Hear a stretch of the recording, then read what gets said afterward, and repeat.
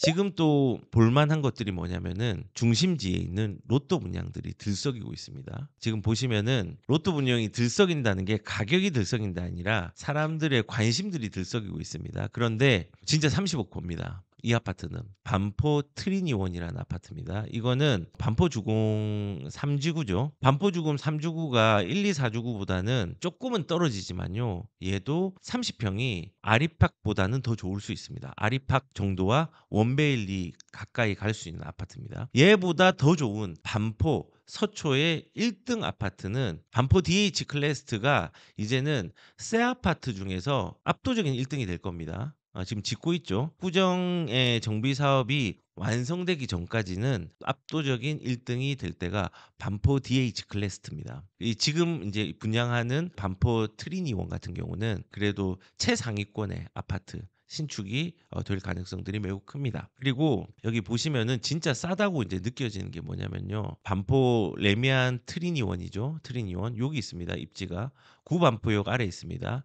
아크로 리버 파크가 구반포 아래쪽에 있고 제가 말했던 반포 DH 클래스트 아파트가 앞으로 불멸은 아니죠. 압구정이 나오기 전에는 대장이 돼. 세대 수도 5천 세대입니다. 어마어마하죠. 그래서 지금 이 아파트가 왜 이렇게 싸냐? 84가 27억, 26억이잖아요. 근데 분양가 상한제가 적용이 됐습니다. 주변에 있는 아크로 리버 파크, 원베일리와 비교를 해볼 때 30억이 쌉니다. 그렇기 때문에 여기는 걸리면은 로또입니다. 하지만은 현금 부자들이 누릴 수 있는 수혜지가 될 수 있겠죠. 2026년 8월달, 내년 8월달에 입주를 하니까요. 그런데 이게 이렇게 싸다는 게 주변으로도 비교를 할 수 있는데 분양가 상한제가 적용된 아파트가 있습니다. 그 아파트가 뭐냐면은 요것도 이제 분양을 하죠 곧. 더샵 분당 TL1이라고 희귀한 일기 신도시 리모델링 청약 넣어볼까. 얘는 느티마을 3단지 이쪽을 리모델링한 겁니다. 골격은 그대로 놔두고 새롭게 새 단장을 하는 아파트입니다. 그런데 얘는 분양가 상한제에 걸리지 않았는데 국평이 26억입니다. 지금 아까 보여드린 반포 레미안 트리니원 같은 경우는 84 타입 국평이 27억, 26억입니다. 그런데 더샵 분당 TL1 같은 경우도 26억입니다. 진짜 싼 거예요. 그래서 실제로 이 TL1도 보면은 입지가 되게 좋거든요. 정자역하고 분당선하고 신분당선이 같이 있기 때문에 예전에 기억나는 게 제가 이게 8억대 때 추천지였거든요. 8억 정도, 9억 정도 미만일 때 추천 굉장히 많이 했습니다. 그런데 그때 사람들이 뭐라 했냐면요. 아니 리모델링이 뭐 되나요? 입지가 좋잖아요. 리모델링이 안 돼도 되는 지역이었거든요. 그런데 결국은 공사를 하고 리모델링이 되어서 지금 분양가 자체가 26억이 되었습니다. 정말 비싼 분양가죠. 그런데 저는 개인적으로 이 26억이 얘가 신축이 되면은 그 이상의 가치를 할 수 있는 입지라고 저는 생각을 합니다. 그래서 이 분당의 TL1을 보면은 TL1이 26억, 반포가 북평이 똑같은 평수가 26억이면은 그 반포가 지금 얼마나 싼지를 알 수가 있습니다. 그래서 사람들이 항상 비싸다고 생각해요. 뭔가 가격들이 절대적으로 26억은 반포가 비싸다고 생각을 할 수는 있지만은 반포에 내에서 대장인 걸 감안할 때는 굉장히 싼 거고 정자동도 26억이 비싸다고 생각할 수 있지만은 입지의 가치를 볼 때는 그 가치가 올라갈 가능성들이 매우 큰 곳입니다. 우리가 가격들을 잘 인정을 하는 게 좀 중요합니다. 그래서 제가 아까 초두에 말씀드린 것처럼 장기적으로 뭔가를 가야 된다는 부분들이 장기적으로 가야지 이 인플레이션이 가시화될 수 있는 기회들이 있거든요. 예전에 서울의 중심지가 아니더라도 광명 같은 경우도 광명 뉴타운 최대 힐스테이트 광명 11, 광명 11구역이죠. 3일간에 15,000명이 몰렸다고 합니다. 그런데 얘는 또 가격이 얼마냐? 얘 같은 경우도 가격이 16억입니다. 두 세대밖에 안 나오는데 84 타입이 16억입니다. 16억이면은 굉장히 비쌀 거라고 생각합니다. 비싼 거 맞습니다.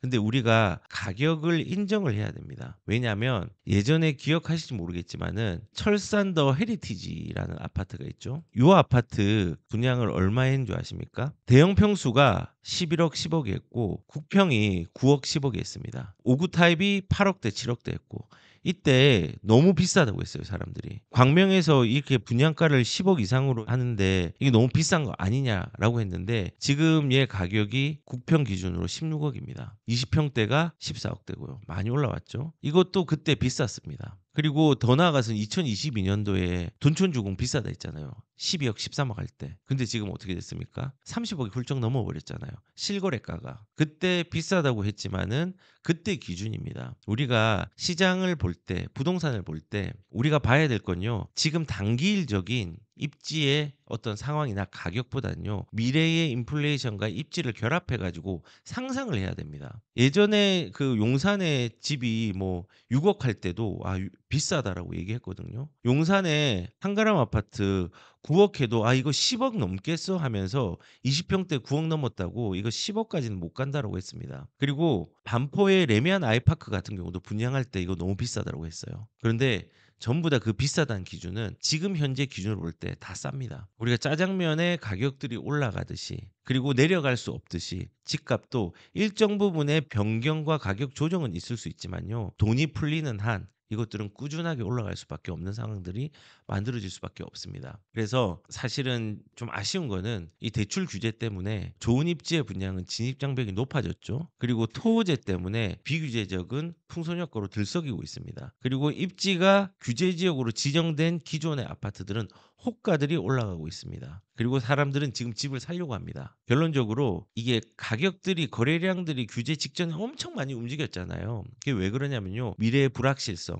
불안함 때문에 의사결정을 더 빨리 했어요. 규제는요. 가격이 움직이는 속도가 이전에 거래량을 늘리게 합니다. 왜냐하면 미래의 불확실성에 대해서 미래에 내가 의사결정할 것들을 미리 재촉해서 가져오는 거거든요. 그래서 이런 규제들은 급하게 가격들을 움직이게 하는 타이밍들이 규제 직전에 있고 그리고 규제가 오랫동안 묵혀 있을수록 눌려 있는 가격이 있기 때문에 그 눌려 있는 가격이 나중에 관성의 벽치기에 의해서 스프링처럼 튀어 올라갑니다. 부동산은요. 너무 올라가면은 내려오려는 탄성력이 있고요. 너무 내려가면은 다시 올라가려는 탄성력이 있습니다. 그리고 규제를 하면은 눌려 있는 수요들이 나중에 터져 나오면서 이게 속도가 눌려 있었던 그 보이지 않는 거래가 되지 못하거나 가격적으로 거래가 되지 않았던 그 가격들이 눌려 있으면서 터져 버립니다. 그래서 지금 그런 어떤 미래의 의사결정할 것들을 미리 가지고 온 지금 상황 때문에 가격들이 더 급등하게 되었고 규제로 막았기 때문에 이사철에 막은 실거주라든지 대출에 대한 규제들이 사실상 호가를 더 끌어올리게 만드는 양상들도 만들게 되었다고 저는 생각을 합니다. 그리고 가격을 지금 호가가 좀 높이 실거래가랑 호가가 높이 있는 것들은 조정은 있을 수는 있습니다. 인제 이사철이 지나고 비수기가 되면은 조정은 좀 있을 수 있지만은 저는 개인적으로 장기적으로 보라고 얘기를 하는 게 뭐냐면 올라가는 집값의 숫자만 보지 말고 내려가는 화폐 가치를 고려해서 장기적인 관점에서 실거주를 해야 되는 사람들은 갈아타기를 과감하게 해도 괜찮습니다. 다만 갈아타기가 어렵겠죠. 대출이 많이 안 되니까 내 범위 내에서. 근데 뭐 1 주택자라든지 만약에 하급지 같은 경우는 집값이 9억 미만짜리면은 대출이 많이 나오거든요. LTV 70% 에다가 그 70%다 한다고 하면은 다 받을 수 있거든요. 9억 미만짜리 아파트는. 그래서 일단은 지금은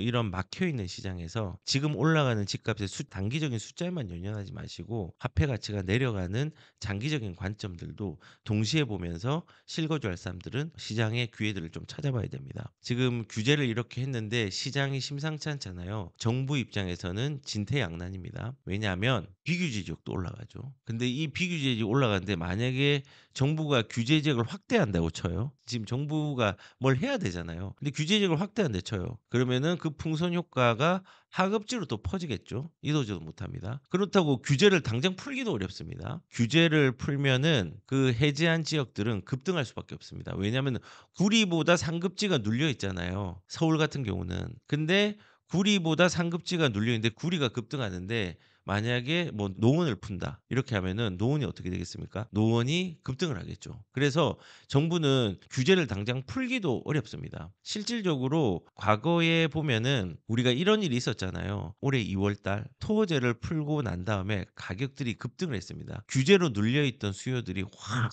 몰려서 왔습니다. 그러니까 너무 놀래 가지고 오세훈 시장이 토어제를 지정을 했죠. 그때 한 달 사이에 거의 7억 가까이 뛰었습니다. 대치동 같은 경우는. 엄청나게 급등을 했죠. 이런 걸 아는 거예요. 규제의 부작용이 눌려있던 수요들이 터져 나오고 그 터져 나온 수요들이 가격 경쟁을 하면서 나중에 차후에는 가격이 안정화가 되는데 정부 입장에서는 그런 걸 못 참습니다. 그렇기 때문에 규제를 당장 풀기가 어려운 거죠. 그리고 혹시나 풀릴 수 있는데 좀 불가능한 얘기지만은 오늘 나온 신문 중에 하나가 어제부터 오늘까지 얘기를 드리면은 국토부 장관 고발로 번진 규제 지역 지정의 기준 논란이 되었다. 이게 뭐냐면은 10월 15일 대책이 서울 전역을 토지거래 허구뿐만 아니라 투기과열지구랑 그다음에 조정 대상 지역으로 다 이제 묶어 버렸잖아요. 그렇게 묶어 버리니까는 이거 인제 서울시의 한 의원이 인제 그런 얘기를 했어요. "아 이거 10월 15일 날 왜 꼭 했어야 됐냐." 10월 15일 날 월간 통계 한국 부동산에서 매매 동향이라든지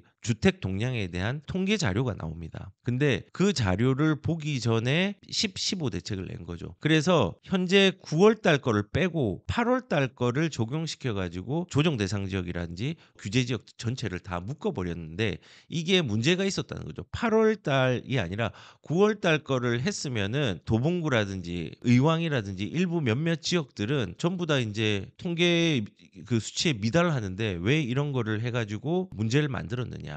이거 문제가 있다 하면서 이거를 그 행정 소송을 걸어 버렸죠. 그래서 경찰한테 고발되고 행정 소송을 걸었습니다. 그래서 김윤덕 장관이 어떤 얘기를 했냐면요. 만약에 이 행정이 폐소되는 강북, 도봉 등 규제 지역 뭐 강북, 도봉, 의왕 9월 통계값 적용할 때의 기준이 미충족되는 물건들 그 지역들에 대해서는 규제를 해제하겠다라고 인제 얘기를 한 겁니다. 그럼 규제를 해제를 하기는 어려울 수 있어요. 왜냐하면 법정에서 행정 소송을 할 때 이 행정 소송의 편에 누가 있을까를 생각해 봐야 돼요. 대부분 행정 소송은요 지지 않습니다. 근데 혹시나 진다고 하면은 지금 규제 지역으로 지정이 되어 있던 지역 중에서 풀리잖아요. 강북, 뭐 도봉, 의왕 뭐 지금 등등 경기도 일부 지역하고 서울의 하급지, 금천 뭐 이런 지역들 있잖아요. 그러면은 가격 거래량들이 엄청나게 늘어나고 가격들이 올라갈 겁니다. 그래서 아마 인제 이것도 패소 가능성은 적지만은 만약에 패소를 한다면은 규제 해제 지역은 거래량과 가격 급등이 예상이 돼요. 그리고 이거는 아마 행정 소송 자체가 패소는 어려울 것 같습니다. 제 생각할 때는 누구 편에서 행정 소송을 할 가능성이 크기 때문에 한번 보십시오. 안 질 겁니다. 예, 패소 안 할 겁니다. 그래서 일단은 정부 입장에서는 진퇴양난이라는 거죠. 비규제 지역도 올라가고 근데 규제 지역을 확대하면은 풍선 효과가 또 다른 하급지로 펼쳐지겠죠. 그다음에 규제 지역도 당장 풀기가 어렵습니다. 풀면은 급등을 하거든요. 그 경험했거든요. 근데 정부가 지금 행정 소송에서 패소가 될 경우에 이 지금 규제 지역을 잘못 지정했다라는 거 그게 풀릴 가능성은 거의 없지만 만약에 풀린다면 여기도 급등을 하기 때문에 정부 입장에서는 어려움이 있겠죠. 아마 행정 소송을 승소를 할 가능성이 되게 큽니다. 그래서 일단 정부 입장에서 진퇴양난이에요. 말한 것처럼 풀지도 못하고 더 묻기도 어렵고. 그래서 이 난국을 극복하기 위해서 정부에서는 이제 12월 달에 공급 대책을 낼 겁니다. 그래서 이거를 타개할 수 있는 방법은요. 사실은 이제 공급 대책을 빨리 내거나 정부 입장에서는 할 수 있는 수가 그것밖에는 지금 없는 것 같아요. 뭐 지금 이렇게 어렵다라고 표현하는 사람들과 또 민심들이 굉장히 어려움을 호소하는 사람들이 많으니까. 그런데 저는 개인적으로 정부에서 이 난국을 극복하기 위해서 12월 달에 공급 대책을 낼 텐데 정부의 방향이 그 시장 가격의 문제를 해소할 공급 대책이 예상이 되지 않습니다. 예상이 되기 때문에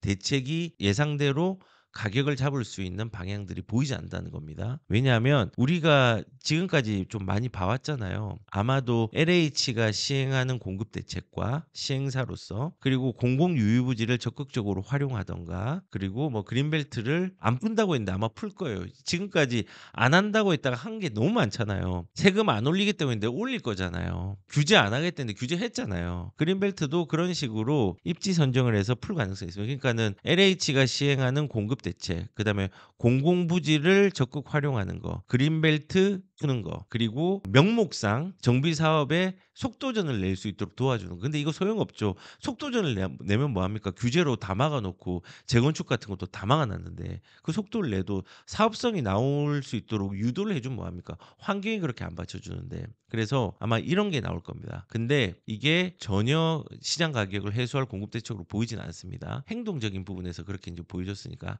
제가 왜 그런 얘기를 하냐면요. 보세요. LH가 이제 시행하는 공급 대책이 지금 상황이 어떠냐. LH 또 뻥튀기 서류 착공, 주택 공급은 흔들이라고 했는데요. LH가 지금 1만 7천 가구를 착공을 했는데 목표 29%밖에 못 거쳤다고 합니다. 그러니까는 서류로 어거지로 목표치 가까이는 만들 수는 있을 것 같아요. 왜냐하면 LH가 2024년도 12월 20일부터 12월 30일까지 한 6일 정도 착공된 주택의 연간 목표치가 거의 5만 100호 정도 됐거든요. 그게 5만 100호의 83% 정도를 이제 완성을 시켰습니다. 목표치를 83% 달성을 한 거죠. 한 4만 1천 가구 정도를 냈습니다. 근데 특히 이제 마지막 날에 2만 3천 가구 한꺼번에 쏟아져 나왔어요. 착공한 것으로. 근데 이게 실제 착공이 아니라 행정 착공이었어요. 땅을 파고 시작한 게 아니라 서류상 착공을 했단 말이에요. 근데 2025년도도 지금 저는 마찬가지라고 생각을 합니다. 마찬가지라고 생각합니다.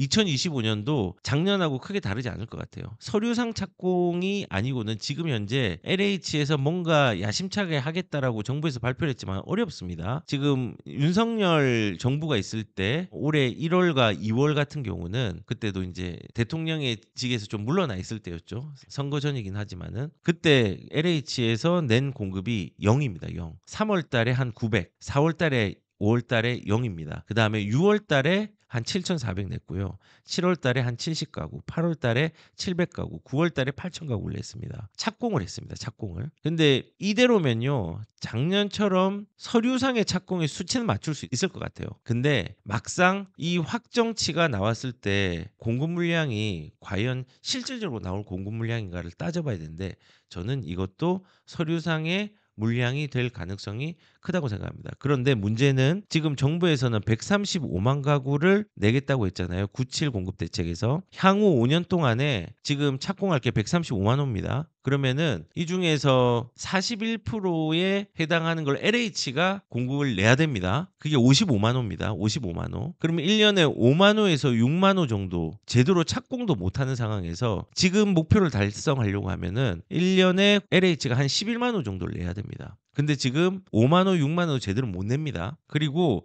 직접 시행이라는 부담도 있잖아요. 그러면은 주택 공급은요 훨씬 더 더뎌질 가능성이 되게 큽니다. 그래서 지금 공급 대책을 낸다고 했지만은 아마도 어렵지 않나라는 생각이 듭니다.